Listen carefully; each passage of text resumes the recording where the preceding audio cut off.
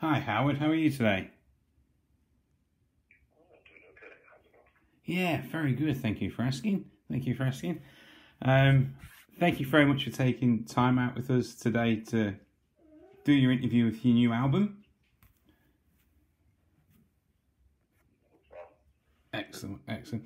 Okay, now I appreciate that you're going to be probably fairly busy this week, so I'll get right into it, and so I can let you go and enjoy the rest of your day. So, second album for the band Like the Torch. How's the band grown since the first album back in 2017? I think it was 2018.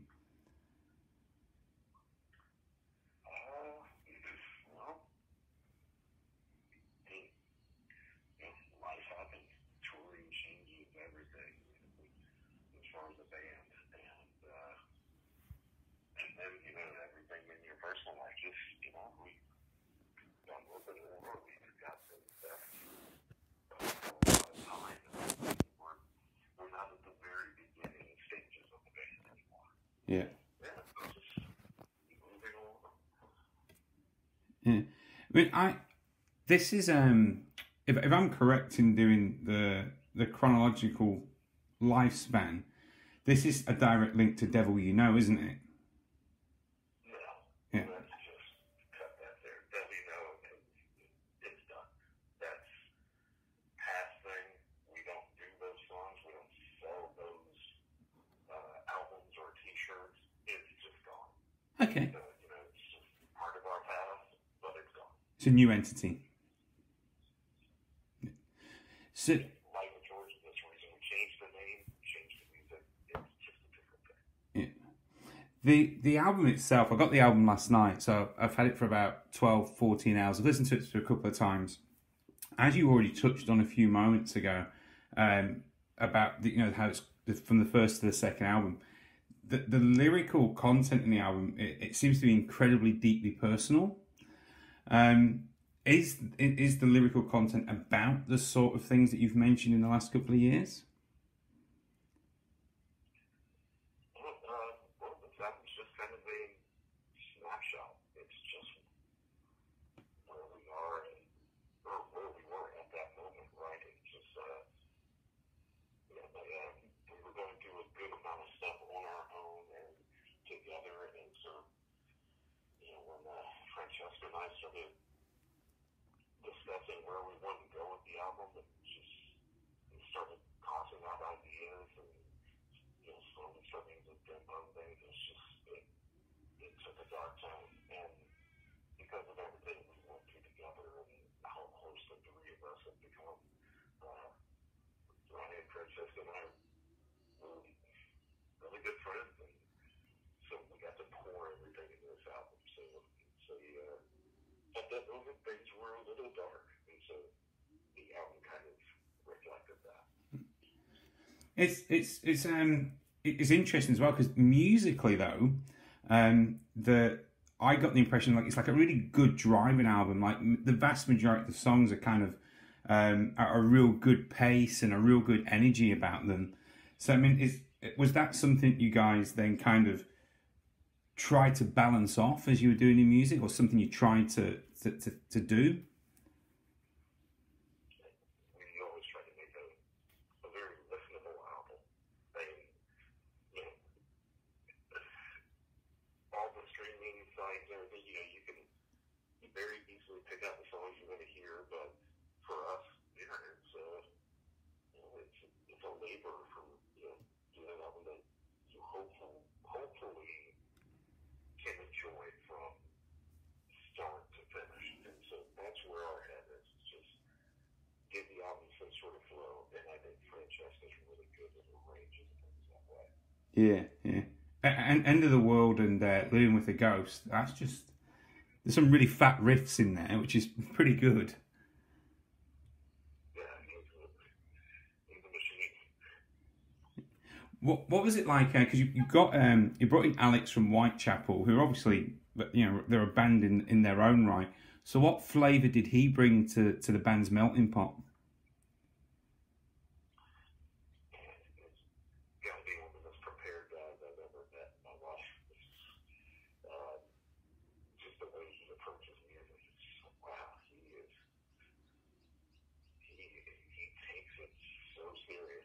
it's just because he loves it.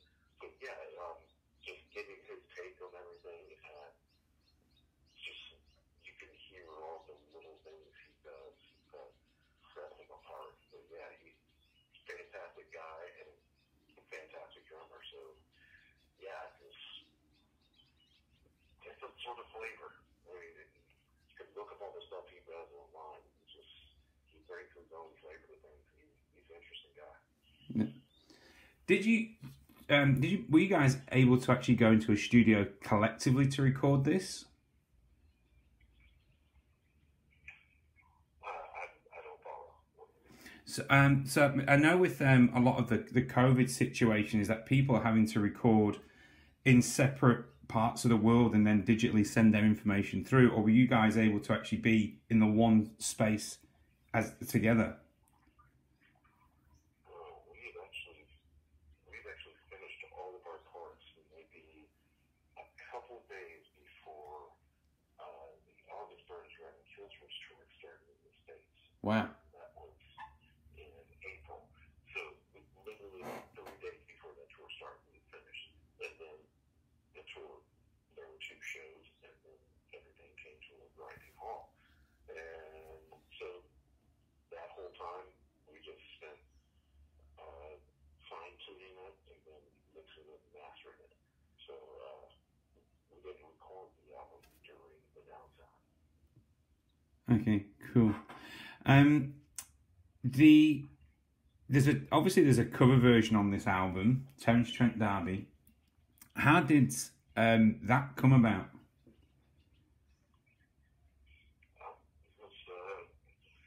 My friend and I are having dinner at his place, and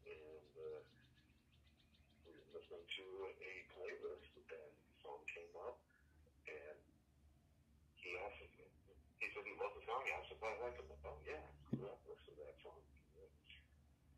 Pretty much a staple on MTV back in those days. Yeah, I remember. And he said, hey, we should cover it. And I said, really? We could give it a shot, I guess. Yeah. A couple days later, he had music for me. I said, wow, he was really serious.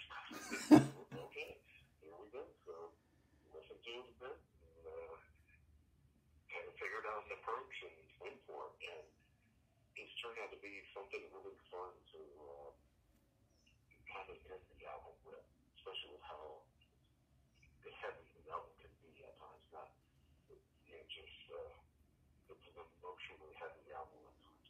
Yeah. Vocally, obviously you've got this history with a couple of other bands that you've gone and done, and you've always been known as someone who can do both the screaming and the singing. The screaming part on this album, I only picked up on maybe 2 or 3 tracks. Was that something again that you are trying to get away from, or just didn't come up in conversation? It's just what the songs are. We knew Like a Jones would be more melody, but it's just what these songs were. That's music, that's how they were interpreted. I didn't go in with any sort of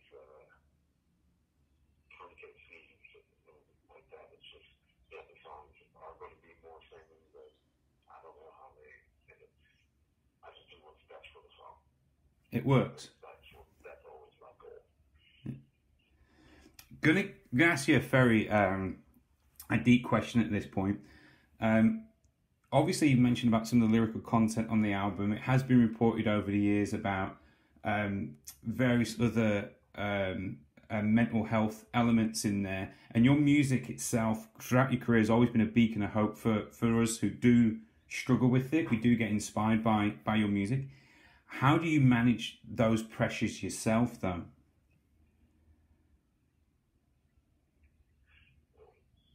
For me, it's just time, figuring out what works for me. And rather for me, I guess you're right, it's time to be away from music, because it's something that I've kind of given a lot of my life for, and I've been obsessive over it until 48. It's just that I gotta get away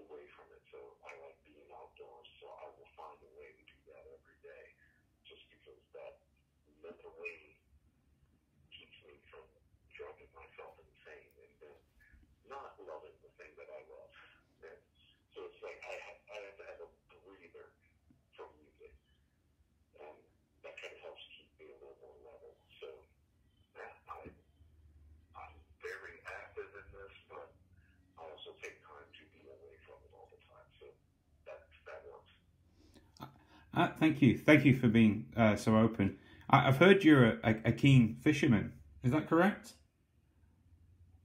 I do enjoy it. It is incredibly relaxing. I don't do much of it lately, but just when especially if I'm doing like a full-length album or something of that nature,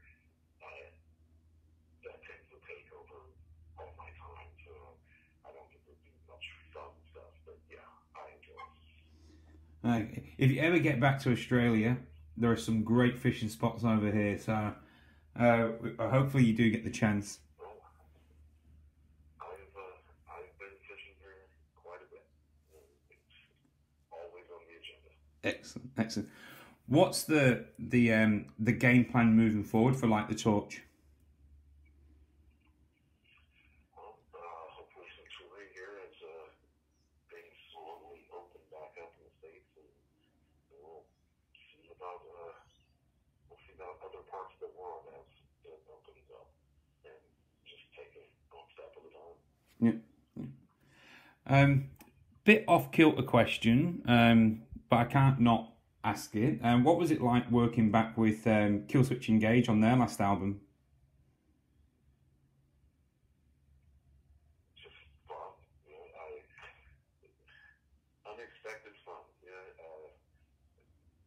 Never thought I'd be doing that, but I was saying when they called Mass, of course. I mean, we're all still friends, and I love those guys. But yeah, I wasn't expecting that when so he hit me up and said, "Hey, you wanna come sing on the album?" Yeah, really. I never expected all the things that have happened, like with the touring and just getting to hang out with the guys again. I never thought I'd be on stage with them again, let alone get to tour and do all that fun stuff. So yeah, it's made life weird. Yeah. It was great to see you guys. Even the video. I mean, the video was just fantastic. Seeing you guys back together as well, and because obviously the press makes up their own stories, as you know as well as I do. So it was good to see that in there and kind of just put a pin in an awful lot of it. So well done, and thank you, by the way, as a fan in that aspect. Yeah, it was just a lot of fun. It was such a bummer that the tour had to end when it did, but hopefully we can resume that at some point. Was that tour with Iron Maiden? Yeah, that was when I met up with them. The first time on stage, it was when they were touring with Iron Maiden. But yeah, I'm hoping for the August Burn Dread Killswitch, like the George tour routine at some point. That's kind of where my head's at. That's fair enough. All right, so I was told I've only got 15 minutes, so basically that's nearly up. So do you have any last comments you want to make for your fans in Australia? Yeah, eventually we'll be back, and hopefully we won't bring different variants of COVID with us. So yeah, we're looking forward to seeing the rest of the world. It's been a while, so fingers crossed we'll be there sometime soon. Fingers crossed too. Hope to see you guys here sooner rather than later. Well, look, thank you very much for your time. As I said, I know you got a lot going on, so thank you once again, Howard. Thank you very much for letting me listen to the album as well, and have yourself a wonderful rest of your day.